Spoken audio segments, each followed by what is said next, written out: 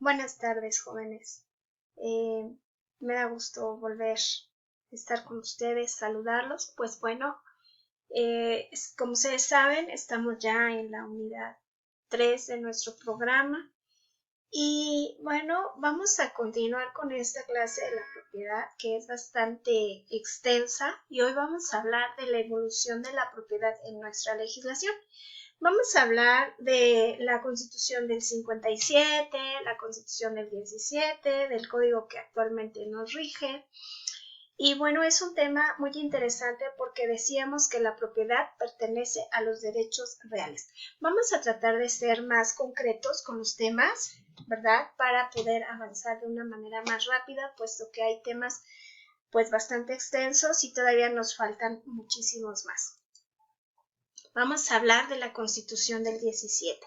¿Cómo consideraba la Constitución del 17 a la propiedad? Bueno, pues la nombraba en el artículo 27 y establecía que la propiedad de una persona no podía ser ocupada sin su consentimiento, es decir, no podía ser invadida, pero que sí podía ser expropiada. Ya ustedes hicieron un análisis de la Constitución del 17.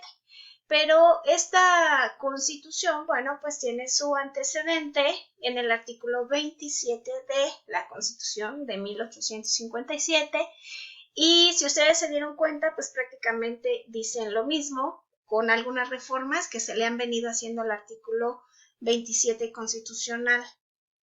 Ahora bien, esta constitución, ¿verdad? Del 57 establecía el artículo 27 también y nos decía que si había una expropiación, ¿verdad? Por parte del Estado, entonces sí se podía ser privado de la libertad, de la propiedad. Y nos habla que esta privación de la propiedad solo podía darse por una causa pública y con previa indemnización y que obviamente la ley iba a determinar los casos en los que se podía dar la expropiación y los requisitos que para ella se necesitaban. Ahora, después tenemos que en México, después de la independencia, que estamos hablando de 1821, ¿verdad? México como que entra en ese conflicto. Recuerden ustedes que no nada más fue en materia de derecho civil, sino que ahora ya éramos libres, pero buscaba México como esa, bueno, el México independiente, ¿verdad? Buscaba como esa identidad, como esa legislación hacia dónde la vamos a llevar. Ya no somos dependientes de la corona española y sin embargo se tuvo la Constitución de Cádiz todavía, ¿verdad? Y bueno, esa lucha, ¿no? Entonces estaba de moda todo esto de la Revolución Francesa y demás. Entonces, bueno, pues México se inspira en lo que fue la Revolución Francesa y la Declaración de los Derechos del Hombre y del Ciudadano en 1789 para crear una constitución. Ahora bien, vamos a ver que nuestra legislación en este momento da un sesgo y le otorga el derecho de la propiedad un carácter absoluto. Y vamos al Código, ¿verdad? Civil de 1870. Por ahí ustedes tienen sus libros, muchachos, con los que hemos estado trabajando todo esto, porque ha sido un trabajo en equipo muy bien hecho ustedes. Y bueno, esta constitución, perdón, este Código Civil de 1870 establecía, ¿verdad?, el artículo 827 y decía que la propiedad es el derecho de gozar y disponer de una cosa sin limitaciones más que las que fija la ley. Y obviamente, ¿cuáles eran estas limitaciones? Pues que la propiedad fuera de utilidad pública y pues por lo tanto se tuviera que expropiar. Entonces, si no pasaba esto, pues se podía disponer de ella, la podías vender, la podías rentar o la podías donar o lo que tú quisieras. Después tenemos al artículo 828 de este mismo Código Civil que nos decía que la propiedad era inviolable y no podía ser ocupada sin otra causa que no fuera la utilidad pública. Yo no podía llegar e invadir la propiedad de ninguno de ustedes si no fuese por una causa pública. Vamos a decir que aquí hubiesen encontrado un tesoro nacional, ¿verdad? Un hallazgo de piezas arqueológicas o tal vez un tesoro nacional, entonces no podían expropiar. Vamos a hablar del artículo 829 también, que nos decía que el propietario de un terreno es dueño de su superficie y de lo que está debajo de ella. Aquí vamos a entrar a los tesoros. Pero bueno, los tesoros tienen una regla también en nuestro Código Civil actual. Si eres dueño del tesoro, pero pues obviamente también tienes que darle su parte al Estado. Entonces, no nada más era eso, ¿no? Salvo que fuera utilidad pública, vamos a decir, que en el subsuelo se encontraran piezas de la cultura maya, azteca o algo que se considerara patrimonio de la nación, entonces, bueno, pues lo tendrían que expropiar o que fuera a servir para una autopista o algo así, entonces, pues bueno, esa es una utilidad pública y tendremos, según este código, bueno, pues la intervención del Estado.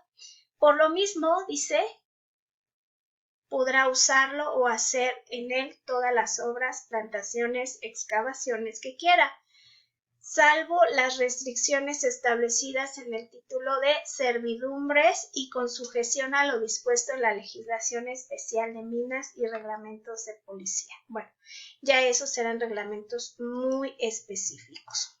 Y pasamos a nuestra siguiente diapositiva y ya nos habla del Código Civil de 1884.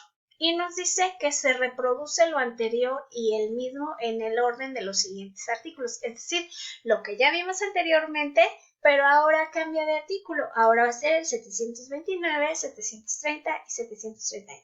Y vamos a ver qué decía. Decía, en ambos casos queda establecida la posibilidad de restringir el derecho de propiedad mediante causas de utilidad pública. De otra manera, no se podía extinguir este derecho solamente por la expropiación que hacía el Estado previa indemnización. Y esta, ¿verdad?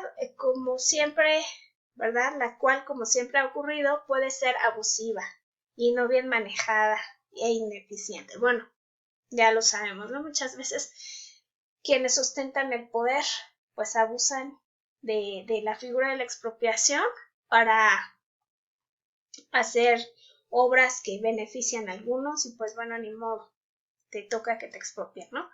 Pero bueno, vamos a hablar de la Constitución vigente, la Constitución de 1917 y que creo que van a entender a la perfección porque a ustedes les tocó investigar el artículo 27 constitucional, que como ya vimos es un antecedente de la Constitución del 57 y ustedes ya lo pudieron haber leído, por eso no vamos a detenernos mucho en esta parte, pero el artículo 27 declara que la propiedad originaria de las tierras y aguas corresponde a la nación, esto es al Estado. Y bueno, él tiene la facultad en todo tiempo, ¿verdad?, para poder conceder la propiedad privada en las modalidades que sean establecidas por las mismas leyes, es decir, la propiedad privada, ¿verdad?, o el ejido. Bueno, ya lo vimos cuando vimos los bienes. Nosotros vimos que bienes le corresponden al Estado y que nadie puede apropiárselos por ningún modo, pero también vimos aquellos que el Estado, ¿verdad?, concede a los particulares. Entonces, el 27 dice, la propiedad originaria es del Estado, pero puede concederla a los particulares, ¿ok?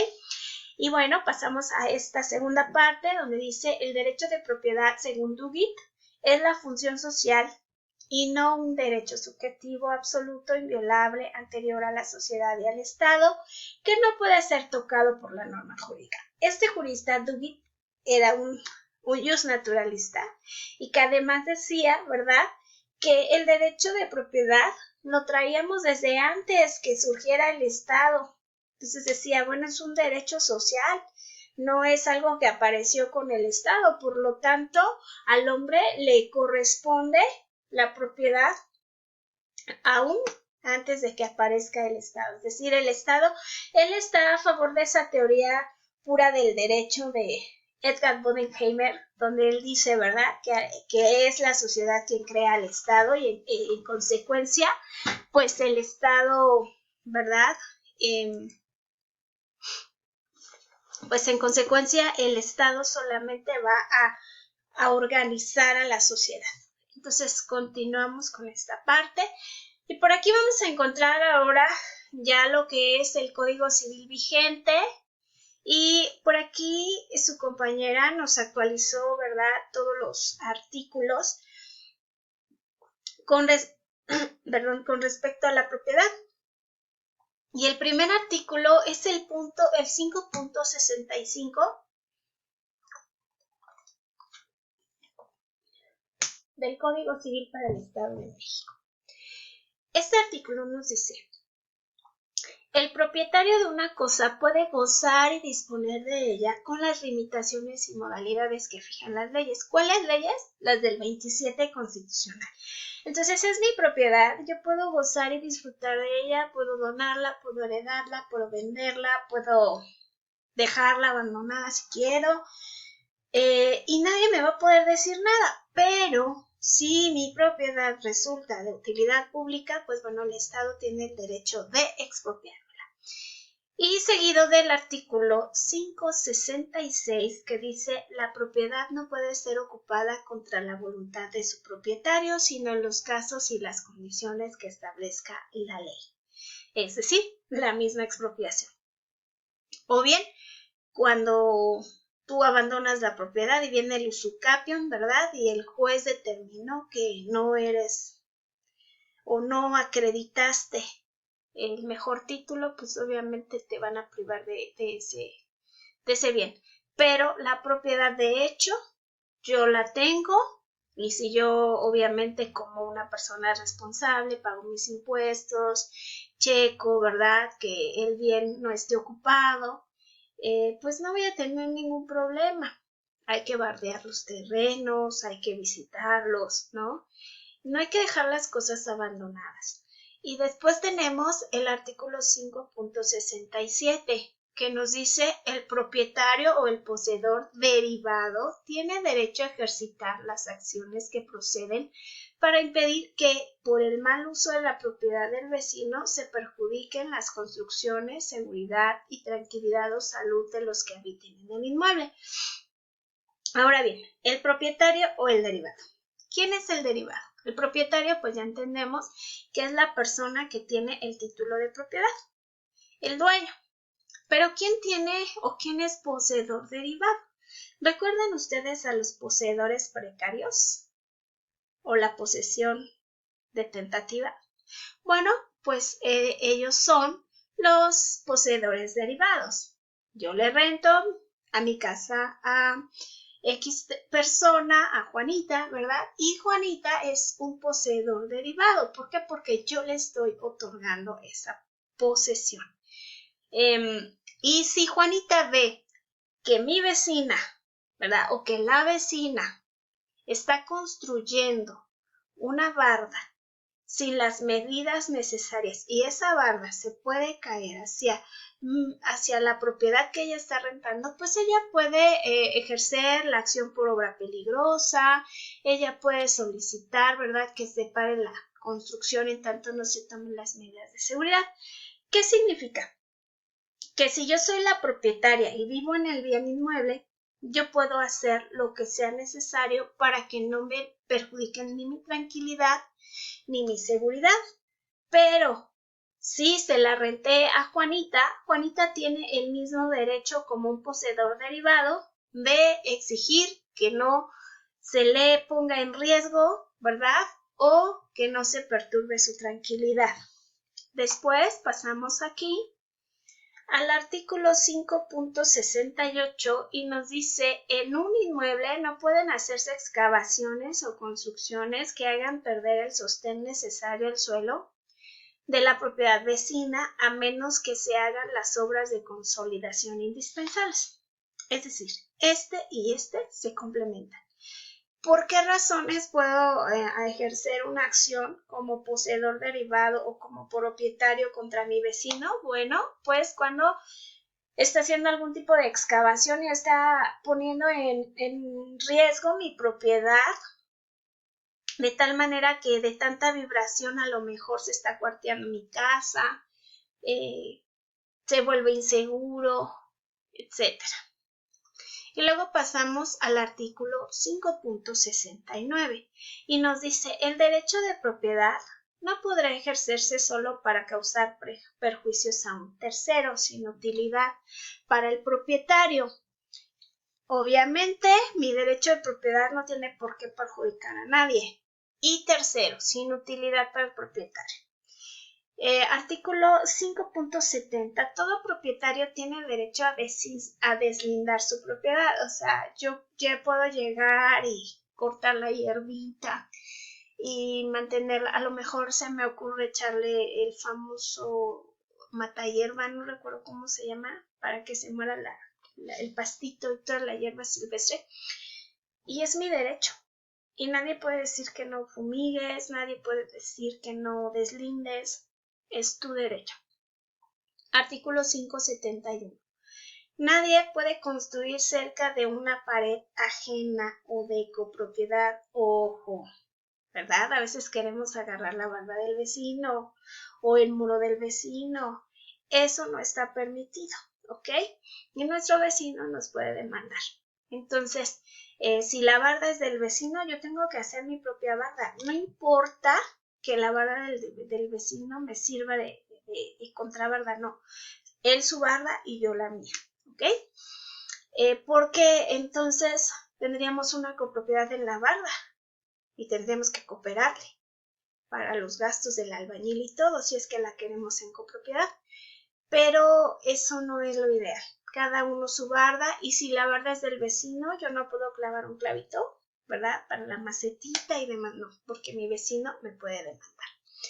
Entonces, también, ¿verdad?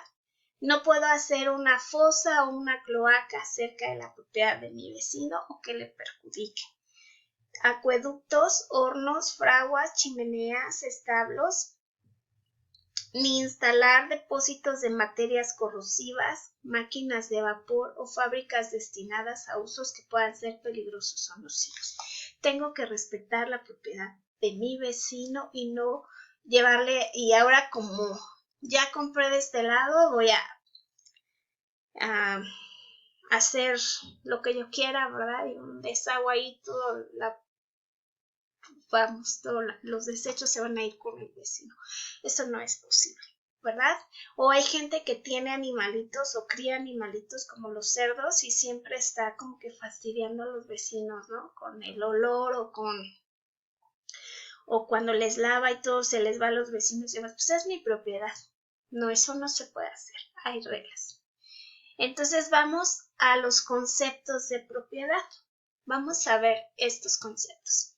El primero dice: la palabra propiedad procede del latín propietas y es propius, propio, que significa perteneciente a alguno o alguna cosa. Es decir, me pertenece, es mío, ¿ok? Y tenemos propius, a su vez se descompone en pro, que significa a favor de, y prius, que es el grado superlativo del adjetivo primus, primero, y significa primerísimo. Es decir, yo soy el dueño, es mi derecho y puedo disponer de, porque primero me pertenece a mí. Por eso cuando ustedes recuerdan que vimos lo que fue la figura de la prescripción, ¿verdad? Y el poseedor de buena fe y de mala fe, había un principio que decía, ¿verdad? Quien detente el título más antiguo de propiedad, ese se le dará la posesión. Bueno, pues el primero, ¿no? El dueño de la propiedad. Y luego vamos al segundo recuadro y nos dice: la propiedad, dice en el diccionario de la Real Academia Española, es el derecho o facultad de alguien de poseer una cosa y poder disponer de ella dentro de los límites legales. Todo esto lo venimos viendo desde el principio, ¿verdad? Que hablamos de la propiedad. ¿Cuáles son los límites? Que no moleste al vecino, que no ponga en riesgo la propiedad del vecino, que mi bien no sea un bien de utilidad pública y, ¿verdad? De ahí en fuera puedo poner una casa, puedo poner un terreno baldío, puedo criar, animalitos, siempre y cuando no se dañe, ¿verdad?, la seguridad de los demás. Y bueno, pues de ahí deriva la propiedad. Por eso dice, yo en mi propiedad hago lo que quiero. Pues bueno, es una manera de decir, soy el propietario y como propietario puedo disponer, como dice la ley, de lo que hago con mis bienes. Entonces pasamos a Ernesto Gutiérrez y González. Él dice que el concepto clásico de propiedad es el derecho real de usar, gozar y disponer de los bienes en forma absoluta, exclusiva y perpetua. ¿Por qué perpetua? Pues mientras no lo vendas o lo traspases, lo cedas, es tu propiedad y puedes disponer de ello mientras dure en tus manos. Entonces, ¿puedo usarlo? Sí. ¿Puedo gozar? Sí. ¿Puedo disfrutar? Sí, pero también puedo disponer de ello. Puedo regalarlo, puedo rentarlo, puedo, no sé, dejarlo abandonado, puedo poner una tienda, puedo hacer lo que quiera porque es mío. Y aquí tenemos ahora las características del derecho de propiedad. Vamos a ver qué es un derecho real y vamos a ver el derecho de propiedad. Por un lado tenemos, ¿verdad?, al derecho real. Como la propiedad es un derecho real. ¿En qué sentido? Bueno, es un derecho real porque es un poder jurídico que se ejerce en forma directa e inmediata. Al momento en que yo tengo el título de propiedad, yo puedo disponer de la cosa, sea cual sea, ¿verdad? Entonces ejerce un poder directo y además me lo está reconociendo la ley.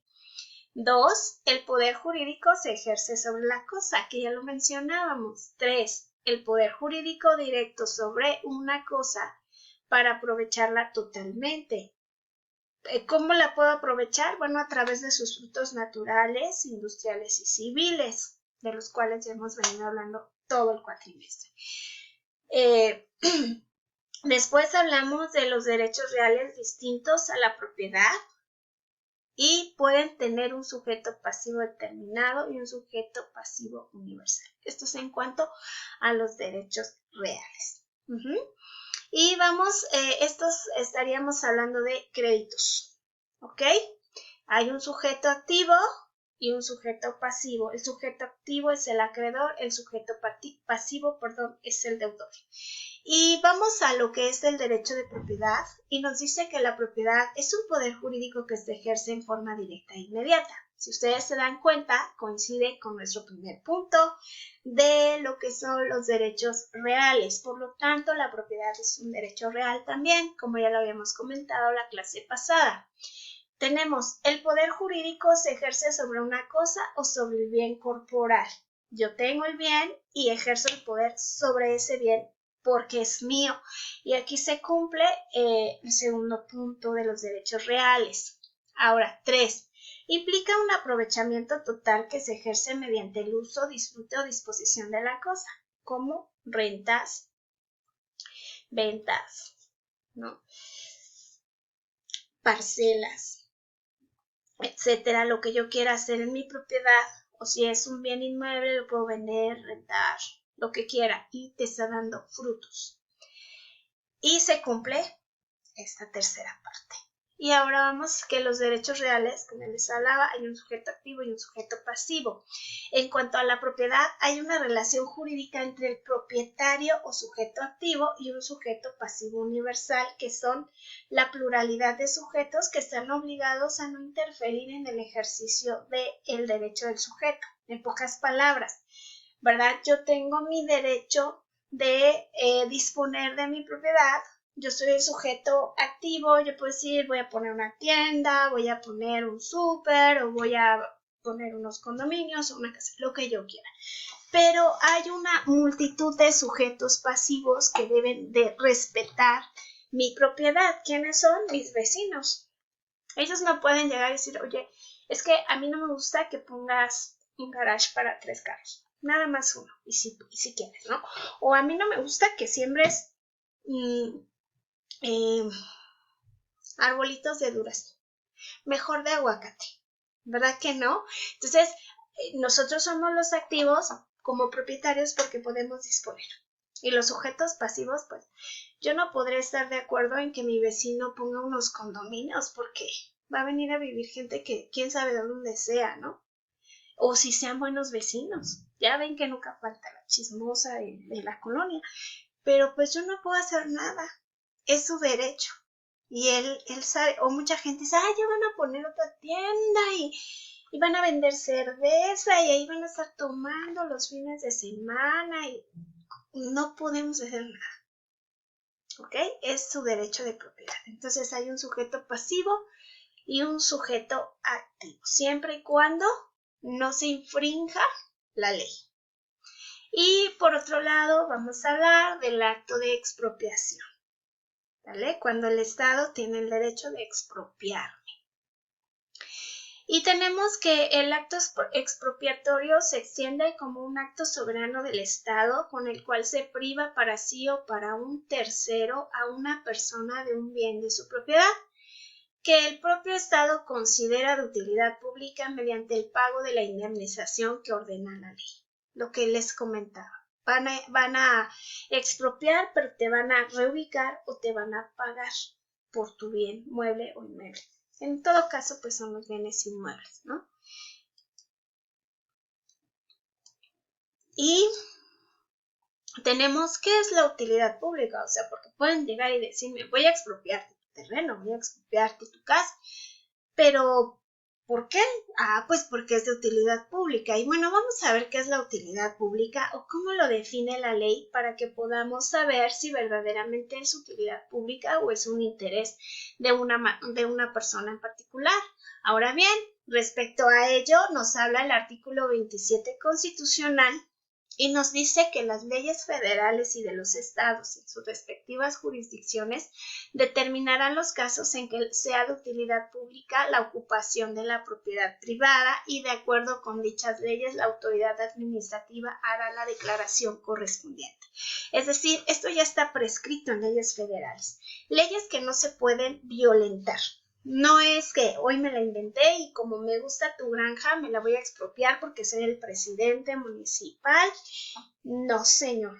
Aquí hay unas reglas, hay unas leyes federales que van a determinar si es expropiable, bajo qué causas y te lo van a justificar y te lo van a notificar y además te van a indemnizar. Ok, y aquí tenemos la parte de la indemnización. ¿Cuál es o cómo determina el monto de la indemnización? ¿Qué dice la ley al respecto? El artículo 27 constitucional nos dice que el precio que se fija como indemnización de la cosa expropiada se basará en la cantidad que como valor fiscal de ella figure en las oficinas catastrales o recaudadoras, ya sea que este valor haya sido manifestado por el propietario o simplemente aceptado por el modo tácito de haber pagado sus contribuciones con esta base. Bueno, suena bien fabuloso todo esto de que nos van a indemnizar, ¿verdad? Y nosotros pensamos que nos van a pagar lo que vale nuestro predio. Pero la realidad es que no. La realidad es que cuando el Estado determina que el predio es de utilidad pública, te va a indemnizar de acuerdo al valor catastral de tu casa o de tu terreno. Lo que tú pagas, eso es lo que él te va a pagar. Vamos a decir que Catastro determinó, ¿verdad?, que valía 200,000 pesos, aunque en realidad cueste su valor comercial sea de 1,000,000 de pesos, pues no te van a dar 1,000,000 de pesos. Entonces esto también es bueno que ustedes lo sepan. Es con base al valor catastral, porque el Estado por algo es el titular originario. Después aquí tenemos a las formas de adquirir la propiedad. Y vamos a las formas de acuerdo al Código Civil. El artículo 5.64 dice que el propietario de un bien puede gozar y disponer libremente de su persona y de sus bienes según la ley. Ahora bien, yo soy el propietario, yo puedo vender o puedo mantener la propiedad. la adquisición de la propiedad significa, en términos generales, la incorporación de una cosa o un derecho a la esfera patrimonial de una persona. En el ámbito de la propiedad, la adquisición es un derecho o acto jurídico en términos del cual se incorpora al patrimonio de una persona un bien mueble o inmueble. Es decir, yo soy el propietario de la casa porque la compré, o del coche, o no sé, de determinado bien, como podría ser un terreno, un predio, y lo compro por su justo precio. Esto va a incrementar mi patrimonio. Ya vimos en la unidad 1 lo que es el patrimonio. Dijimos que hay patrimonio activo y pasivo. Bueno, pues como en este caso la propiedad entra en el patrimonio activo, ¿verdad? Porque aumenta la riqueza de la persona. Entonces pasa a ser de mi propiedad y por lo tanto a incrementar mi patrimonio. Ahora bien, aquí encontramos, ¿verdad?, las formas de adquisición de la propiedad según el jurista Boccanesze, de quien también ya hemos hablado muchas veces en este cuatrimestre, ¿verdad? Y se nos va a quedar grabado por siempre quién fue Boccanesze. Y nos dice que los modos de adquirir a título universal o modos de adquirir a título particular. Entonces, bueno, vamos a ver. A título universal. Por ejemplo, cuando eres heredero, ¿no? A título universal, te van a heredar todos los bienes y eso va a aumentar tu patrimonio. Pero también a título particular. Entonces, a lo mejor te van a determinar que eres el legatario de determinado bien. Y bueno, modo de adquirir entre vivos. Este a título universal y a título particular, ustedes ya lo vieron en sucesiones, es la sucesión mortis causa. Y ahora pasamos a cómo se adquiere entre vivos. Y los vivos, ¿verdad?, pueden venderse, pueden donarse. ¿Qué más? Podrían cederse los bienes. Y modo de adquirir por defunción, pues bueno, entra en el mortis causa. Ahora, modos de adquirir a título gratuito y modos de adquirir a título oneroso. A título gratuito es una donación, por ejemplo, o una cesión de derechos. A título oneroso es que lo compras por su justo precio y valor, la compraventa. La renta también entra aquí. Y vamos a modo de adquirir originario y modo derivado. Originario, soy el propietario, lo compré, lo poseo, lo disfruto porque es mío, porque pagué su justo precio, es decir, a título oneroso lo compré. Y originario o derivado es cuando se lo rento a alguien o me lo presta a alguien.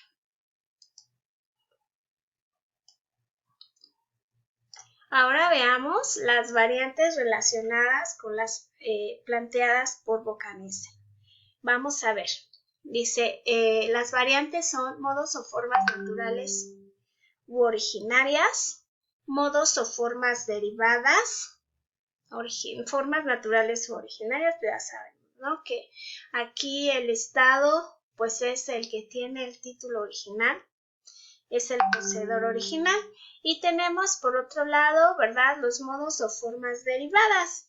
Modos o formas de adquisición a título universal, por ejemplo, el mortis causa. Adquisición a título particular, también mortis causa. Adquisiciones a título oneroso, las compraventas, las adquisiciones intervivos, que son las donaciones, las ventas, etcétera, y las adquisiciones nuevamente mortis causa a través de la herencia. Y bueno, vamos a continuar. Y tenemos la adquisición del dominio a través de la ley. Cualquier forma de adquirir la propiedad se fundamenta en la ley. Es decir, la única forma de transmitir el dominio o la propiedad es a través de la ley, pues todas las demás formas enunciadas se regulan y se analizan por medio de lo que establece la ley. Es decir, La ley tiene que autorizar, ¿verdad? O todo debe estar conforme a derecho. Lo que son los contratos de compraventa, lo que son pues las donaciones, ¿verdad? Y todas estas situaciones. Entonces, todo, muchachos, debe de estar aparejado con la ley. Y según Bocanese, el modo de adquirir es es el acto o hecho jurídico cuyo efecto, según la ley, es la transmisión de la propiedad y de los derechos reales en general. Cuando hablamos de un acto, dijimos que el acto tiene ciertas formalidades de ley. Y el hecho jurídico, ¿verdad? Es porque trae consecuencias jurídicas. Entonces, todo contrato de compraventa tiene su modalidad y su formalidad en la ley, la donación igual, ¿verdad? Y no debe existir vicio, ni dolo, ni nada de estas cosas. Y tenemos ahora al contrato, ¿ok?